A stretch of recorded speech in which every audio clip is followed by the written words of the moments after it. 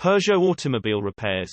If you're looking for help fixing your Peugeot automobile, look no further. Our comprehensive Peugeot Automobile repair guide will explain common issues, provide tips, and maybe show you how to repair your vehicle.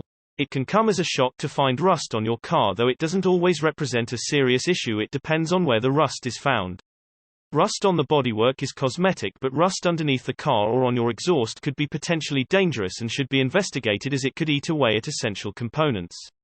Rust needs an anode, cathode, and an electrolyte to form, which makes cars prone to it. If the climate is humid enough, your car can develop rust even if it's undercover. The metal in your car can act as the anode and cathode, and water is an electrolyte. A quick check around your vehicle, under the wheel arches, and around the exhaust on a regular basis is often enough to spot any rusting issue, but every few months.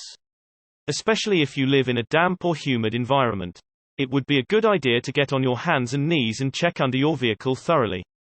The alternator is failing. The alternator is an essential part of the running of your car. It keeps your battery charged and makes sure all the electrics run once you have started the vehicle. If it breaks, your battery can wear out and you find it difficult to start the car. Keep up with the service intervals and make sure you get it replaced in good time. The radiator is leaking. Radiator leaks are almost always caused by corrosion. Corrosion itself can have a lot of causes, but once you get one leak, you are likely to get more, so it makes sense to replace the whole radiator.